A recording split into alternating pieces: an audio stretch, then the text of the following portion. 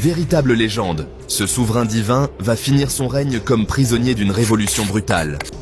Né en 1892, Tafari Makonnen est un membre de la famille impériale éthiopienne.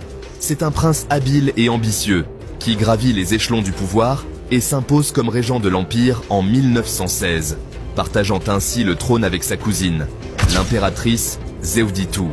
En 1930, après la mort de sa cousine, il est couronné empereur d'Éthiopie, avec le titre de roi des rois. Il prend alors le nom de Haïlé Sélassié, qui signifie la puissance de la Trinité, et devient une figure quasi divine.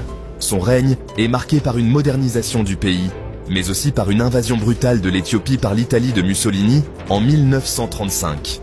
Forcé à l'exil, il dirige la résistance éthiopienne aux côtés des Alliés durant la Seconde Guerre mondiale.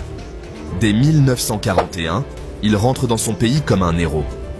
Durant les années 50 et 60, Sélassié met en place plusieurs réformes. Il abolit officiellement l'esclavage, développe l'éducation et tente d'industrialiser son pays.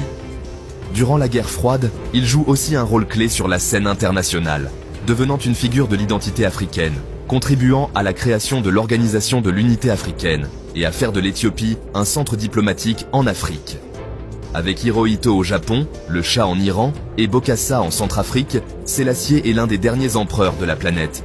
Mais derrière cette image de modernisateur, le pays reste marqué par des inégalités criantes. L'aristocratie et l'empereur conservent le pouvoir absolu, tandis que la majorité des Éthiopiens vivent dans la pauvreté. Les famines des années 70, cachées par le régime, vont précipiter sa chute. En 1974, la grogne populaire éclate. Les étudiants, les ouvriers et même une partie de l'armée se soulèvent.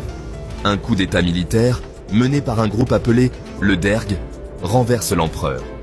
Sélassié, qui régnait depuis 44 ans, est arrêté et assigné à résidence dans son palais. Un an plus tard, en 1975, il est retrouvé mort, à l'âge de 83 ans. Officiellement, il est mort de vieillesse, mais de nombreux témoignages évoquent une disparition secrète orchestrée par le nouveau régime pour se débarrasser de ce prisonnier gênant. Même après sa chute, sa légende perdure, notamment à travers le mouvement Rastafari, qui continue de le vénérer comme un messie.